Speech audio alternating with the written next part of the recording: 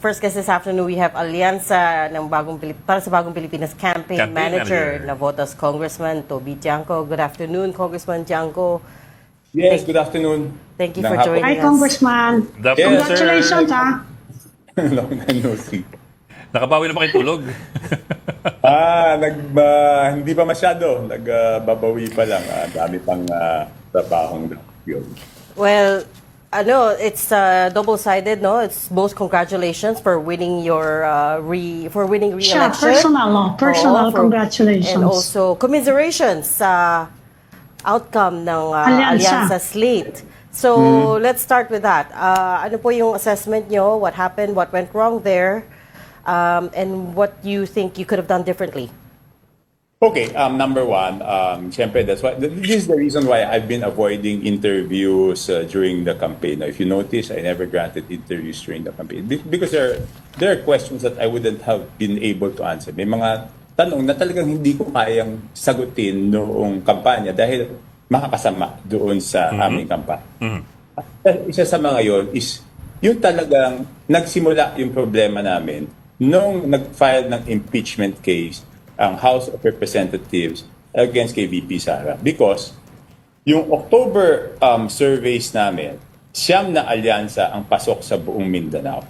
Pagdating nung survey namin after the impeachment, before the incident of bringing the former president to Hague, 4 na lang.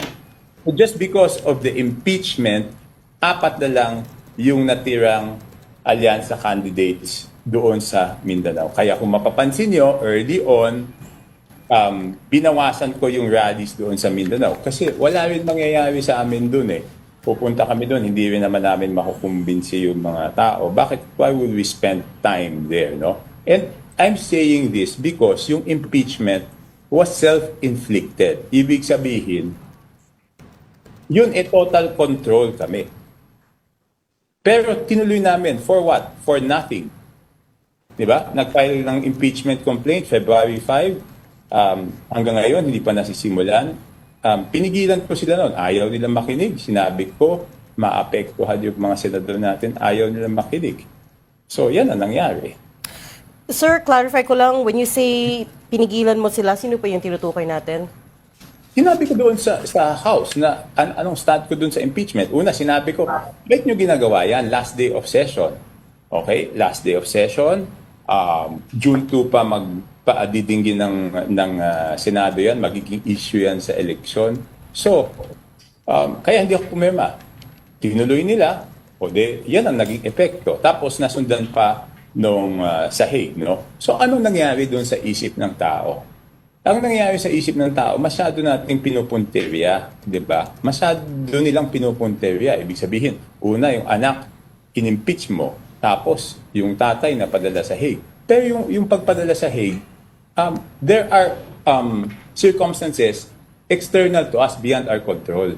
Di ba? So, hindi mo pwedeng sabihin na yan ang reason. Ang talagang pinagsimulan yan is yung impeachment na pinipigilan ko silang gawin. Pero sa sinubukan po niyong pigilan yung liderato ng Kongreso, ano po ang sagot sa inyo kung bakit nila itutuloy o tinuloy ng panahon yun? Okay. Alam na nila yung stand ko tungkol dyan. Kaya nung huling meeting, hindi na nila ako sinama dyan sa usapan ng impeachment. So anong ginawa ko? Hindi ako pumirma. Pero alam nila yung stand ko dyan. Ever since before, I've been very clear about my stand on the impeachment, no? Congressman, merong story ngayon from the House eh. Sabi nila, I think it's in reaction to what you said, no? Sabi nila 86% daw of the congressmen who signed the impeachment complaint nanalo naman. Ano pong masasabi niyo ron? Okay, iba ang national, iba ang local politics, iba ang national politics, no? Ang local politics is based on the performance ng iyong representante, no? Ang national politics is based on perception. Okay? So, ibang-iba yon. Okay? At yung sinasabi, okay, bakit ba nila kailangan gawin? Hindi ko maintindihan kung bakit nila kailangan gawin. Ngayon ko lang natuklasan na yung aking duda nung unang-una pa lang, kung bakit nila pinipilit yung impeachment na yan ay tama. And it was because of the conditional release. Sir, could you continue that? Conditional release ng...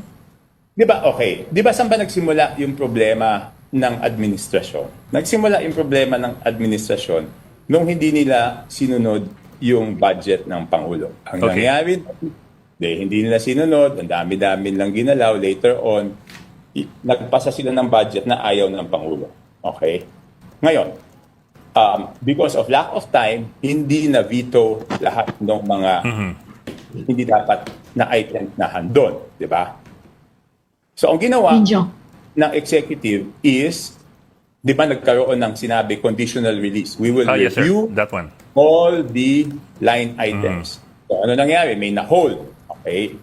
So, noong pinipilit nila ilabas yung mga projects na for conditional release, iniisip-isip ko na noon na ito yung reason para doon sa impeachment para mapilitan yung executive branch na ilabas yung budget. So, hindi ko mapatunayan nun. Pero for the record, nag-text ako na yan ang duda ko kung bakit nila ginagawa. Okay. Sir, in Either which of- case, sir, if I may, in which case, are you saying therefore na Malacanang was not convinced of the need to pursue the impeachment at that time? Until now, I am 100% sure na hindi kumbinsido ang presidente. Bakit? On the day of the signing of the impeachment, I was with the president for a meeting regarding the alyansa. Magmula nung simula na nagpipirma hanggang matapos, hindi namin pinag-usapan. Hindi niya sinabi, bakit ka hindi pumirma? Pagkatapos, lumabas yung resulta, hindi man niya lang sinabi sa akin, Toby, naka 215 tayo. We never talked about it. Yeah.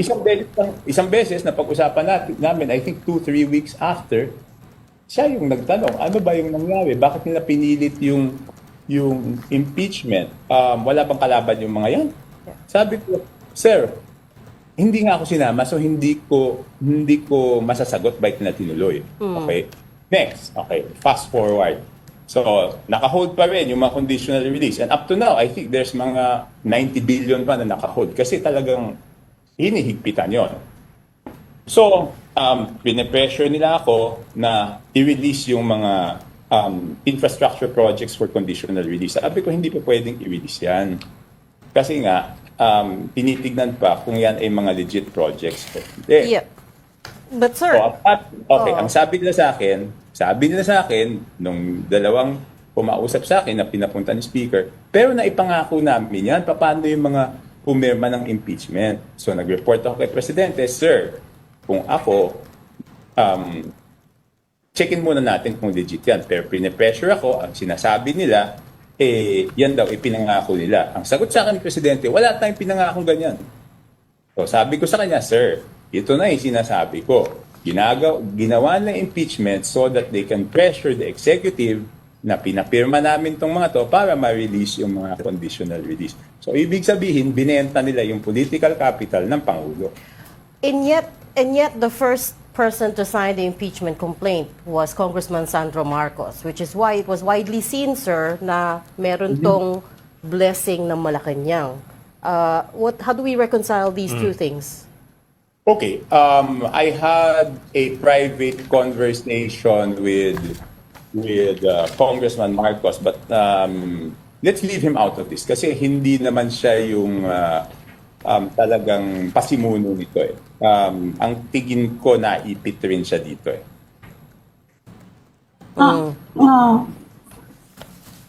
Sir, could you at least qualify that? What do you mean by Could you please, pakiulit lang. Hindi, okay. I had a private conversation with him. Yes, sir. Regarding this. Let's leave him out of this kasi hindi naman siya yung nagpasimuno ng impeachment. Sa tingin ko,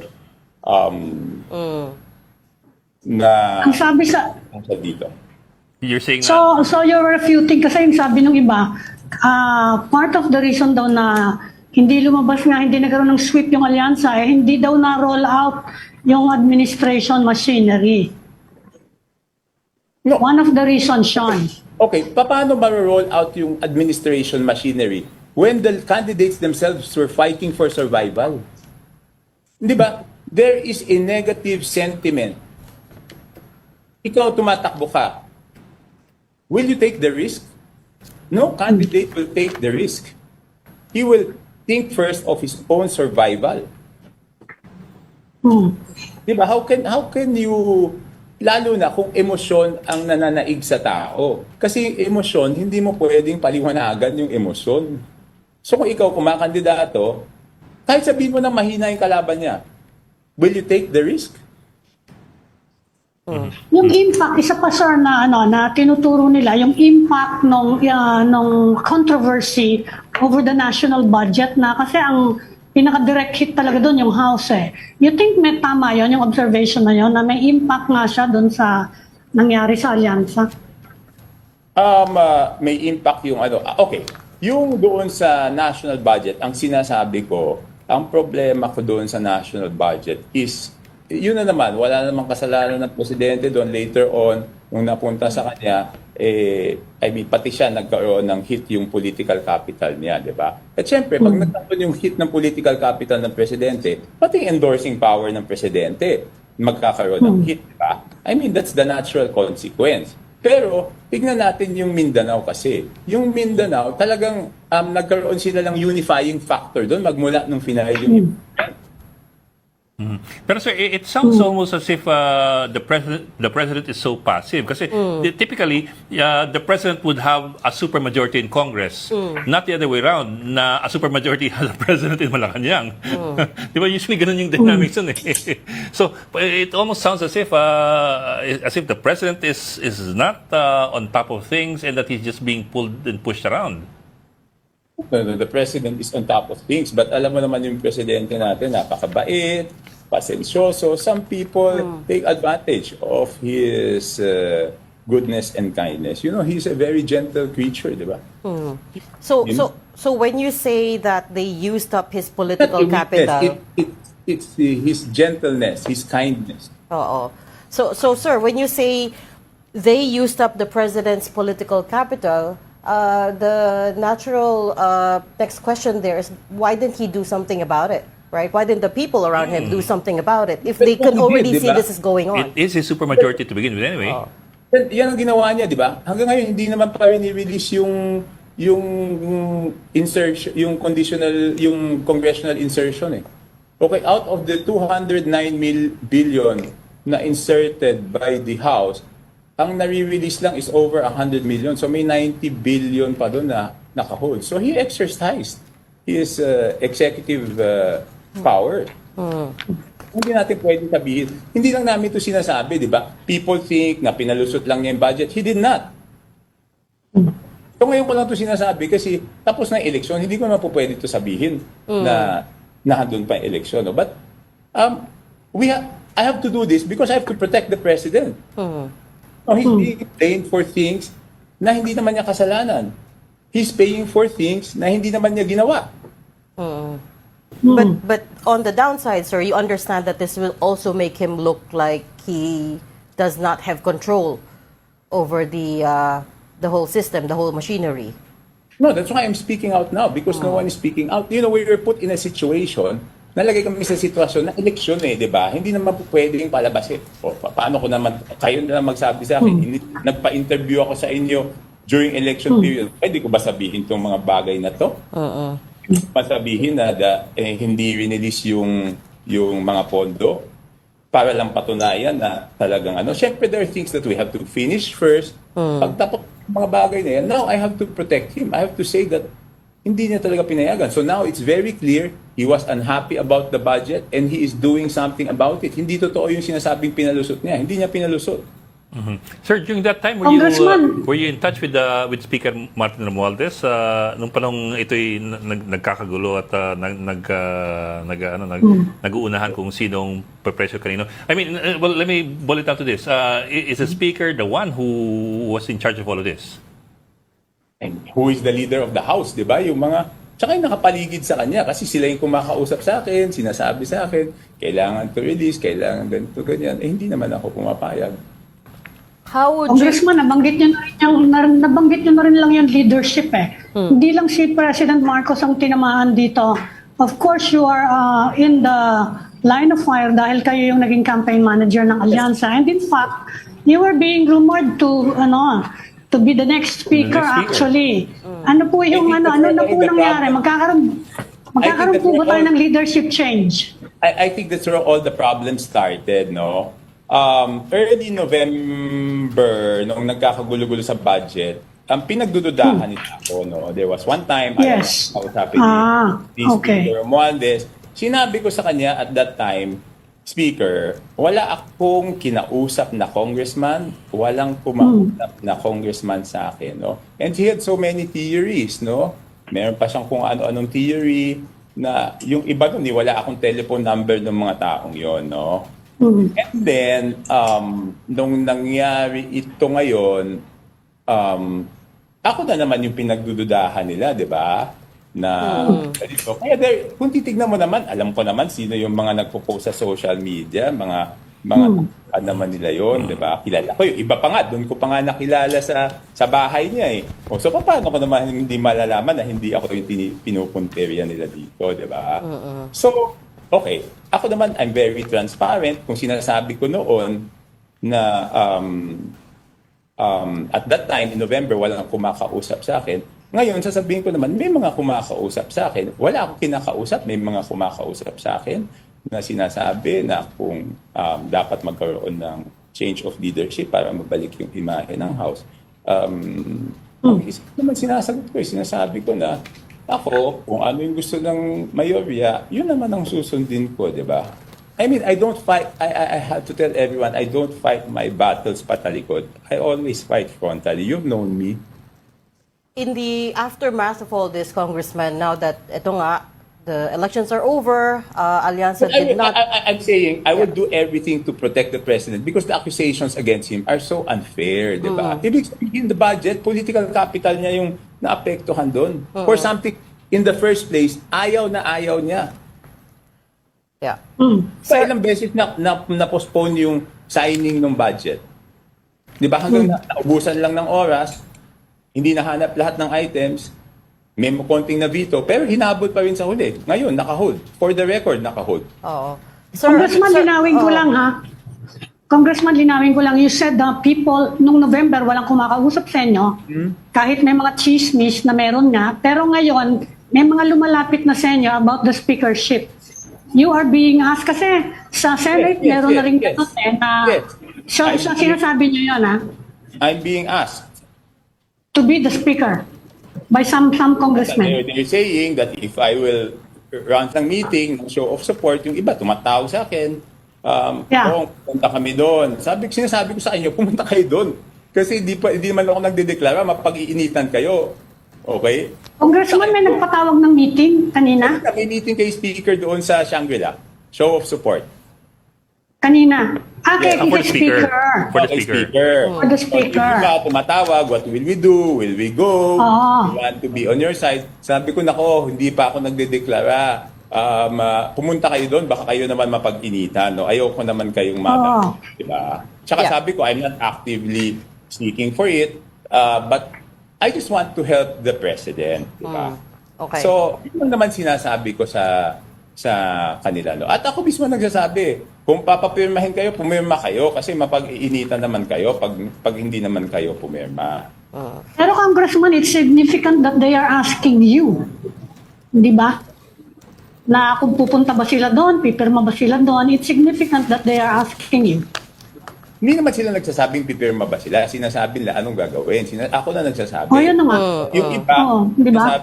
yung iba nga sinasabi niya na ayaw namin pumirma. Sabi ko, wag niyong gagawin niya. Ayoko madamay kayo doon sa akin, di ba? Kasi hindi naman style ko ng politics yung ganyan. Kung ako yung pag-iinitan, di ako yung pag-iinitan, di ba? Bakit naman kayo madadamay? Right. Sir, Sir, okay. So in the aftermath of all of this, Congressman, how would you describe the relationship between President Marcos and the House Speaker? Ano yung dynamic nila ngayon? And, it sounds like the Speaker is going ahead and doing his own thing. What do you think his end goal is? No, I don't want to comment on their relationship because whatever their personal or professional relationship is, hindi naman ako yung nakabantay. Ano bang relasyon nitong dalawa, di ba?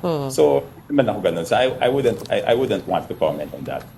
So your advice to the congressman about that meeting with the speaker is prudent naman eh. I mean, sige, para walang sisiyan at walang sumabit. Pero sir, and you also said you're not actively seeking the speakership. Yeah.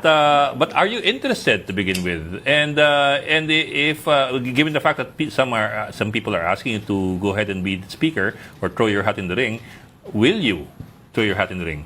Okay, isa lang sagot ko dyan. I will do whatever is best for the president. If it's best for the president that Martin Romualdez remains speaker, I will support what he thinks is best for him. But So, Congressman, you are open to it. No, Yan, accurate ba yan? if he thinks I can help him more, I will accept it. Di ba? As long as my colleagues agree, di ba? Because hindi naman di ba? I mean, ang numero uno dito is my colleagues, di ba? Kung okay, number one, kung gusto ng karamihan ng colleagues ko at yan ay makakabuti sa presidente, siyempre tatanggapin ko. Pero ang number one dito, ano ba yung desisyon ng mayorya ng aking kasama sa Kongreso? Kasi tsaka pa lang tayo makakapunta sa presidente pag meron tayong mayorya ng kasama. Di ba? Pag meron tayong mayorya ng kasama, sabi natin sa presidente, ito po yung gusto ng karamihan ng ating kasama. Ito po, kung okay sa inyo, itutuloy natin, di ba? Ganun lang naman. Sir, pahabol na lang po kasi you said kanina na pagkatapos ng impeachment in your surveys 4 na lang yung pumapasok na senatorial best ng alyansa. So mukhang mas accurate yung survey niyo kasi yung mga survey na nakuha natin. Oo nga. Hindi, sinasabi ko sa Mindanao, sa Mindanao to, sa Mindanao. I'm talking about Mindanao. Sa Mindanao lang, okay. Apat na lang yung pumapasok nationwide. Kung sinasabi ko, before the impeachment, siyam yung alyansa candidates na napasok sa Mindanao. Yes, sir. After impeachment, wala pa yung pagpadala sa Hague, 4 na lang ang natitira na alyansa candidates na pasok sa Mindanao, which is 24% of the voting population. Yes, sir. So nagkaroon na ng unifying factor. Yan ang sinasabi ko. Mukha naman they voted straight. Sorry, we have to let you go because I understand you have another interview, no, Congressman? Pero Yes. sana we can Yes. have you back again. Yes, sir. There's a lot more to talk Interesting about. discussion. Oo, there's a lot more to talk about. And Pwede sana- isa na lang. Oh, sige. Yeah, 30 seconds. Congressman, have you talked to President Marcos about this na feeling niya hindi siya naproteksyonan? Have you talked to him about this, itong mga nangyayari ngayon? Saan? Hindi siya na-protection na saan? Sa ganyan nga, yung controversy over, he said he took a political hit eh. Yeah, his Meron capital. ba, anong sentimiento ni Presidente dyan sa nangyari? Hindi. Sa kanya naman, it's more than the political hit. For him, hindi talaga maayos yung budget. Okay? Kaya, ang mahalaga, yung sinasabing wala siyang ginawa dahil pinabayaan niya yung budget at hindi niya binito. Ngayon, merong naka for conditional release. Kalahati pa lang nung na-insert yung na-release. No? Number 2, yung sinasabing impeachment, hindi niya talaga gusto yan. At number 3, napaliwanag ko naman sa kanya kung ano yung dahilan doon sa impeachment. No? And again, Isa na lang, would he be open to a leadership change in the House? Sa tingin ninyo? Actually, yun na yung last Si question ko. President Marcos. Oo. And the last question to add to that, sir, is between the two of you, kayong dalawa, nakapag-usap na po ba kayo about the possibility of you being the next speaker? Who? Me and The Speaker president. Romualdez? Yes. No, the No, president. No. The president. Marcos. Alam mo, I've been loyal to all my bosses. I don't preempt my bosses. I don't put them on the spot. Diba? I just want to remind everyone of my political history. I was with ERAP. ERAP was removed from office. I never joined GMA until she left office. Okay? I was for ERAP in 2010. ERAP did not win. I did not join Pinoy when he was in office. I was Yes. Pinay in 2016. Binay did not win. I did not transfer to Duterte Okay. when Duterte won. So I remain loyal to my bosses I don't compromise them. I don't put them in a difficult situation. I don't preempt them. I do what is good for them, and I will stay loyal to them always. Okay. On that note, maraming salamat for your time and your honesty Thank you, as sir. a campaign manager. And I've always been honest. That's why I couldn't appear in your show during the elections kasi hindi naman Hindi. ako pwede magmaling, di ba? Hindi, So sir. the best- Na-interview na kita during the campaign. Well, slightly before sa The Big Yeah, Story. slightly before you interviewed me, Oo. but that was about the pre-campaign yata. Hindi, But when hindi. things I asked were you- going rough, No, I yeah, asked could- I asked you yeah. about why you didn't sign the impeachment complaint. Sabi mo at that time, you didn't have time kasi minadali nila. So, That was now- also one reason, di ba? Yeah. How can you read, gaano kakapal na dokumento? Oo. Hindi ko naman nabasa di ba? Pero may duda na ako. You asked me at the time why I did not sign. Yes. You didn't ask me at the time why I thought they pushed through with it. So now I'm telling you why I think they pushed through with it. Okay, and yun nga, we appreciate your candidness. Thank you so much for your time. The Botas Yeah, that's why if Congressman. I cannot answer your questions, I would rather not appear than lie. Navotas Salamat po, Congressman. Toby Tanco. Thank you. Maraming salamat, Okay, sir. okay. Yeah. Sige, salamat. Thank you.